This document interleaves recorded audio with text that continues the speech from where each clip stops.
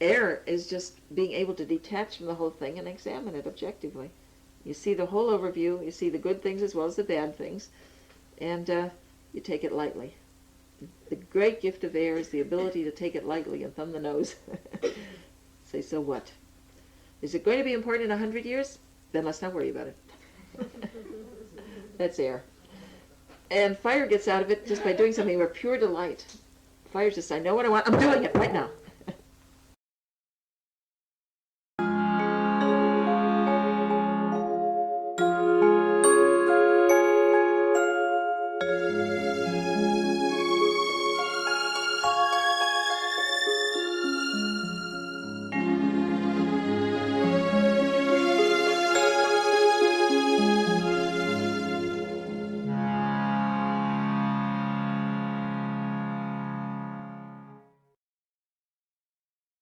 Yeah, too much emotional intensity.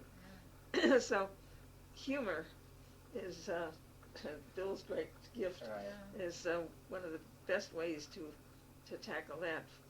First of all, for depression, they need to do something productive, useful, that gives them a sense of accomplishment. That's essential. But then humor.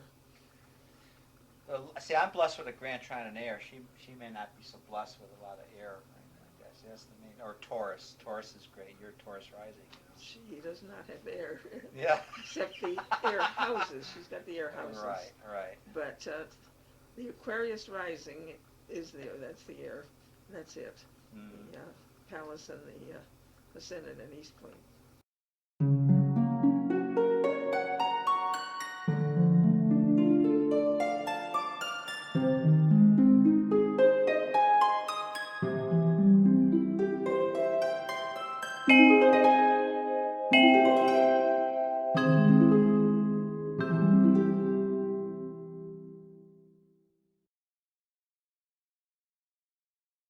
Air is the great gift of air is perspective, to see the broad perspective and not get hung up in the little details and take it too seriously. Right, right.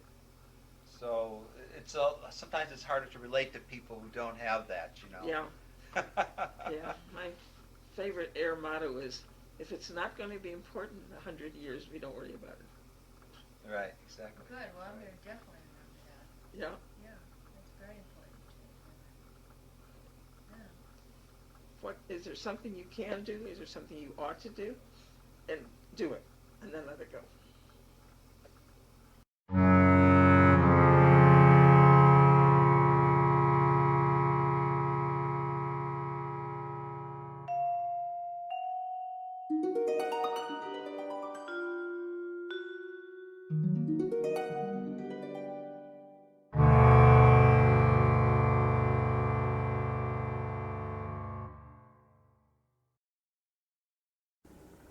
The search for the ideal, as we've been saying, is solved by finding shared ideals, shared goals, shared values, shared beliefs, moving in the same direction and enjoying each other. Perfectly possible to do that, but we have to remember to do it. If we don't remember that, we have a variety of ways that we can have problems. We may look forever for the perfect person and never get married. We never find the perfect person. We may think that we found the perfect person repeatedly and marry repeatedly, and each time I'll feet of clay, throw them back and try another. Then we get serial monogamy or affairs or whatever. We may be projecting it and we pick out someone else who's looking for the perfect person, and we're not good enough.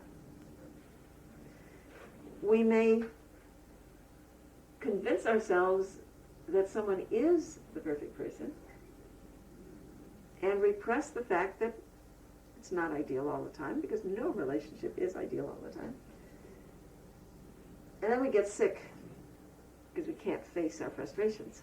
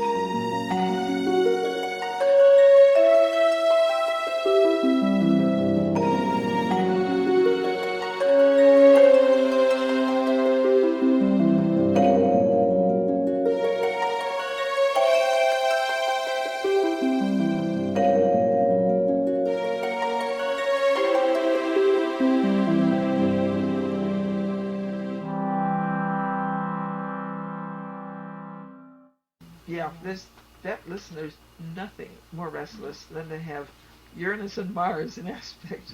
Yeah, fire has to do things. It has to be in action. It has to keep moving. And it's okay to sit and be a spectator some of the time and just talk, which satisfies the air. But there is enough fire here. You've also got to be in action.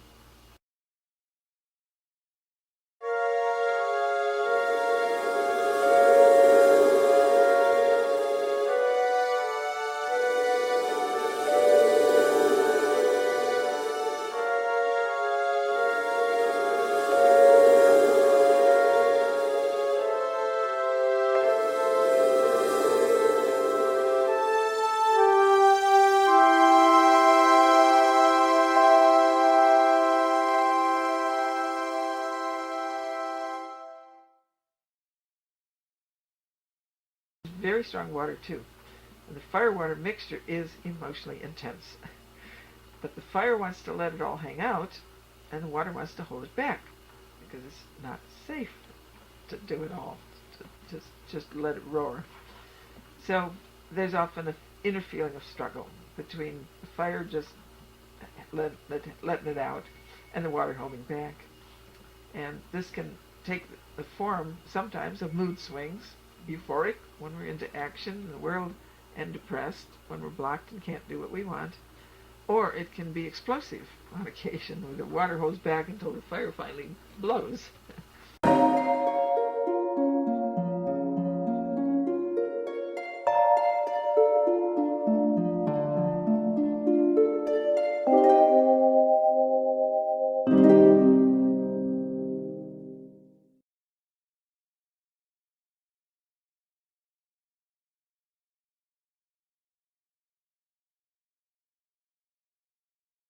Now, I never consider a Cancer-Libra square as serious, because they both want togetherness. But Cancer is the baby-mother relationship, dependency, and the other nurturing. Libra wants equality, and it's not hard to integrate. If we have interdependency, each one contributes, each one receives from the other's area of strength, and so it's not a problem. So a Cancer-Libra square is not hard to work out. The 9th house, 12th house brings in the ideals. And it's typically head goals, 9th house, versus heart goals, 12th house, which is like Pisces. So the 9th house says, say what you think. Tell it like it is. Open, spontaneous, expressive. And the 12th house says, don't hurt anybody. So that also needs integration.